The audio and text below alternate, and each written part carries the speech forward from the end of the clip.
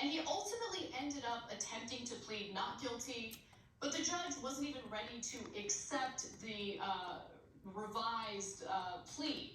Now, the story is a little complicated. I'm going to try to walk you through it, but ultimately it's important to know that there was an investigation into Hunter Biden, and there's definitely some wrongdoing as it pertains to an illegal gun possession and his unwillingness to pay taxes in time, and he does suffer consequences for that. So, the Trump-era Justice Department apparently started investigating Hunter Biden back in 2018. Clearly, this was when Donald Trump was still president of the United States. It was his Justice Department who launched this investigation, and it expanded to examine multiple potential issues related to Hunter Biden's behavior, including allegations that he violated money laundering and foreign lobbying laws with his multi-million-dollar overseas business dealings.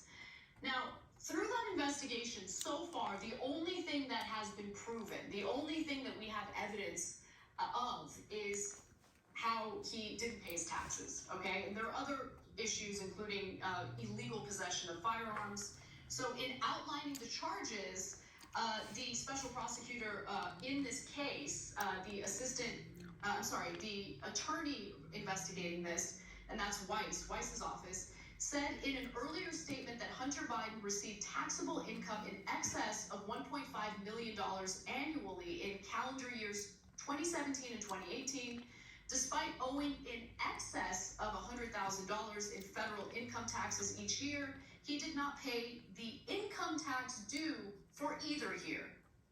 That's just a long-winded way of saying he didn't pay his taxes. That is what the investigation found. And as a result, he was prosecuted for that. So that's the heart of the criminal prosecution, but there's also a gun charge. So let's talk a little bit about that. Biden faced a separate gun charge for illegally owning a Colt Cobra 38 special handgun. Now, the Justice Department, however, said that he had reached a pretrial agreement. Pay attention here because this is the relevant part.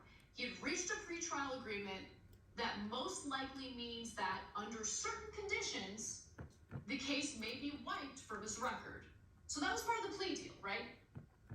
Plead guilty to the tax-related charges, and the gun charge can go away.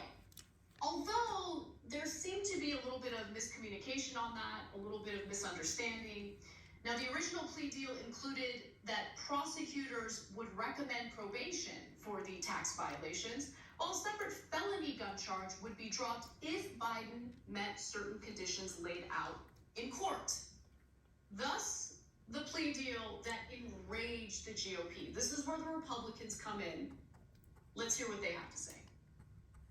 The federal judge, Mary Ellen Noreika, has told the court that she's deferring a decision on the plea agreement for the president's son. She said she cannot accept or reject it. She's asked the parties for additional information.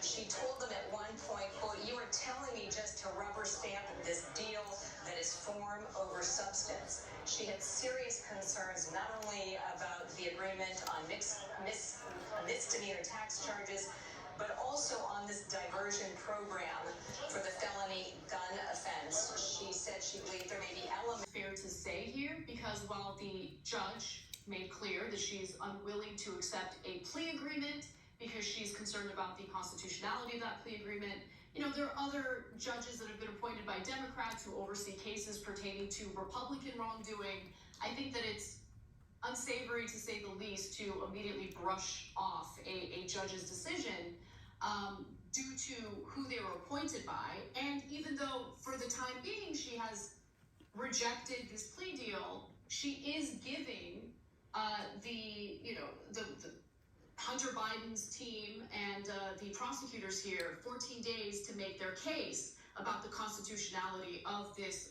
plea agreement before moving forward. So she hasn't flat out rejected it. She hasn't rejected it, but she hasn't accepted it either. She is waiting for more information from both parties in order to make a decision as to whether or not this plea agreement is constitutional. Now, I do want to also just quickly talk about some of the other accusations from the Republican Party here. And in order to understand that, we need to go to the next video. So let's take a look at that. Now, before all this happened, Republicans had blasted this potential deal as merely on the wrist and had accused the Department of Justice of interfering in this investigation.